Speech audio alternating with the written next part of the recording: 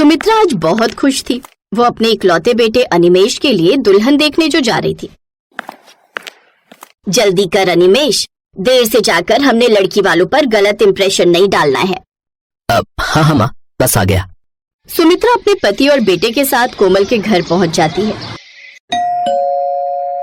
जहां लड़की को देखकर सुमित्रा देवी कहती हैं, आपकी बेटी का सिर्फ नाम ही कोमल है, नहीं तो है तो ये पूरी भरी हुई। वैसे बेटी, डाइटिंग के बारे में क्या विचार है? ये सवाल भले ही कोमल के लिए था, लेकिन इसे सुनते ही उसके माँ बाप के चेहरे पर पसीना आ जाता है और कोमल के पिता जोगिंदर जी अपना पसीना पोंछते हुए बात को टाल कर कहते हैं, बहन जी, ये सब बातें तो होती रहेंगी। आप पकौड़े लीजिए ना, मेरी बेटी ने अपने हाथों से बनाए हैं। लेकिन ये क्या, प्लेट में पकौड़े तो थे ही नहीं, सभी पकौड़े तो कोमल के हाथ में होते हैं। लगता है कोमल को खाने का बड़ा शौक है जी। वो चख रही होगी कि कैसे बने हैं। दरअसल जल्दबाजी में वो तल कर ले आई, लेकिन उसमें मिर्च मसाला चखना भूल गई थी। अब आप लोगों को वो ऐसे ही थोड़ी ना कुछ भी खिला देगी। देखो ना माँ, लड़की कितनी समझदार लग रही है, करवा देना मेरी शादी इससे। बोलते भी कितना प्यारा है। तूने कब सुन लिया इसे बोलते हुए? जब से आए हैं इसका मुंह ही चला जा रहा है, कभी कुछ खा रही है कभी कुछ। अगर ऐसी बहू घर में आई ना तो हम सबके भूखे मरने की नौबत आ जाएगी। लेकिन अनिमेष किसी की नहीं सुनता। वो तो जैसे कोमल के गोरे चिट्टे चेहरे का दीवाना हो चुका था। उसने किसी की नहीं मानी और वो अपनी जिद पर अड़ा रहा। अरे अब मान भी जाओ ना भाग्यवान, शादी इसे करनी है। अब चाहे बीवी मोटी हो या पतली, कम खाती हो या ज्यादा, और वैसे भी तुम गिनकर 2 रोटी तो खाती हो, तो खाने में रखा ही क्या है? पापा, आप मेरी शादी ये कैसे घर में करवा रहे हैं जो कहते हैं कि खाने में रखा ही क्या है? इन्हें क्या पता खाना तो जिंदगी जीने का जरिया है, उसके बिना हम सब बेजान हैं। नहीं नहीं नहीं नहीं, मैं नहीं करूंगी ऐसे घर में शादी। अरे नहीं नहीं, ऐसी बात नहीं है कोमल जी, तुम बिल्कुल ठीक कह रही हो। खाने के बिना हमारी जिंदगी कहाँ है? हम सबकी सांसें खाने से ही तो चलती हैं। कभी 2 का पहाड़ा तो इसे ठीक से याद नहीं हुआ, लेकिन आज खाने पर ऐसा ज्ञान बांट रहा है जैसे कोई बड़ा शेफ हो। अनिमेष के मुंह से खाने के लिए इतना सब सुनकर कोमल उससे इम्प्रेस हो जाती है। हाय, ऐसा लड़का ही तो मुझे चाहिए था। माँ, जल्दी से जलेबी, पेड़े, रसमलाई लेकर आओ, इन सब का मुंह मीठा कराओ, मुझे लड़का पसंद है। ये सुनते ही अनिमेष खुश हो जाता है। फिर जैसे ही मिठाई आती है तो कोमल तो उस पर ऐसे टूट पड़ती है मानो कब से उसने ये सब नहीं खाया हो। सारा का सारा वो पल भर में ही चट कर जाती है।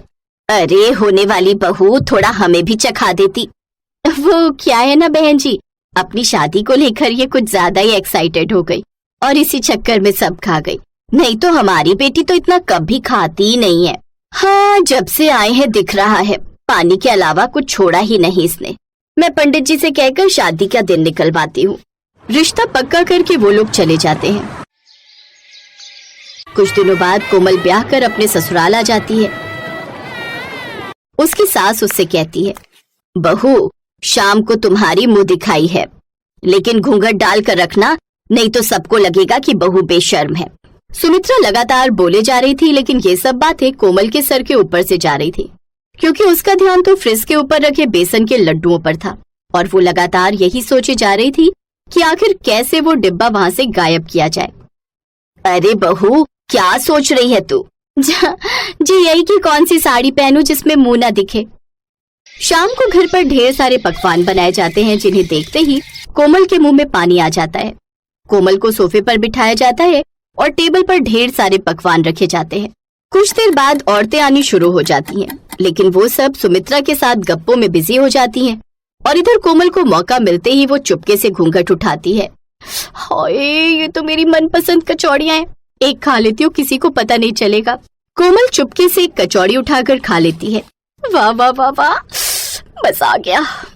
लेकिन इस एक कचौड़ी में तो गला भी गीला नहीं हुआ, थोड़ी सी और खा लेती हूँ। हाय, ये गुलाब जामुन, पेड़े, ये सब भी तो है। धीरे धीरे कोमल सब चट कर जाती है। अरे अब बस बातें ही करते रहोगे या कुछ खाओगे भी? फिर बहू की मुंह दिखाई की रस्म भी तो करनी है।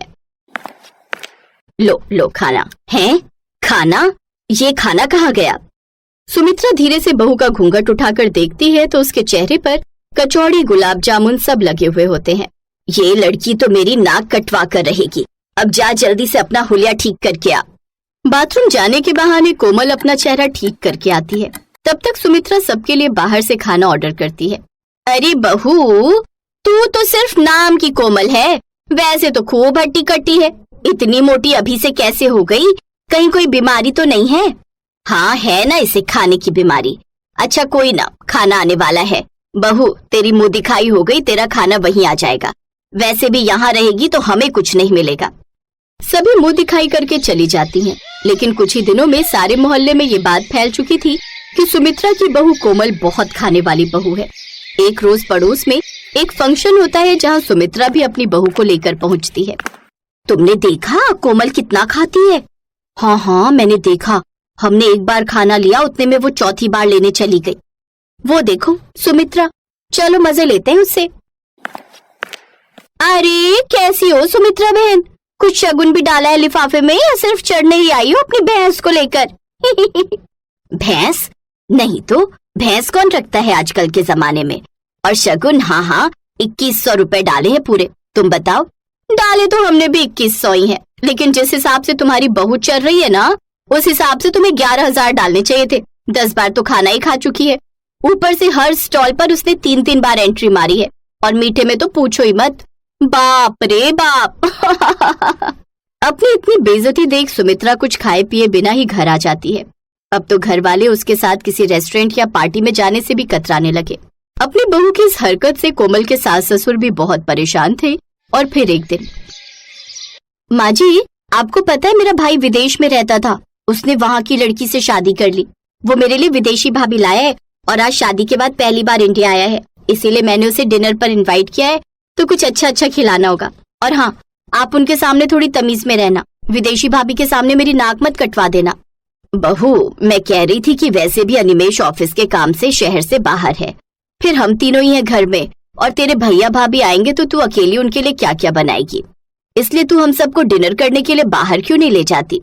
और फिर पता नहीं तेरी भाभी को क्या खाना पसंद है क्या नहीं। अगर किसी बड़े 5 स्टार होटल में जाएंगे तो वो अपनी पसंद का खाना तो मंगवा सकती है ना। कोमल को उनकी बात जच जाती है और वो शाम को उन सबको लेकर 5 स्टार होटल में जाती है। I will take only vegetable soup. मैं भी एक सैंडविच और जूस ही लूंगा। चलो अच्छा है, इतने कम खाने में तो मैं सस्ते में निपट जाऊंगी। अब माँ जी और बाबूजी भी कम खाए तो अच्छा रहेगा। लेकिन सास और ससुर ने तो जैसे ठान ही ली थी कि बहू को अब उसी के अंदाज में सबक सिखाना है।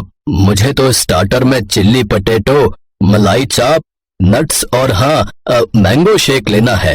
और उसके बाद खाने में शाही पनीर, दाल मखनी, पास्ता, नान, फ्राई वेज, रायता। हाँ और सुनिए ना, वेज बिरयानी, मलाई कोफ्ता और हाँ मीठे में रबड़ी, जलेबी, आइसक्रीम और हाँ गुलाब जामुन, ये भी मंगवा लो।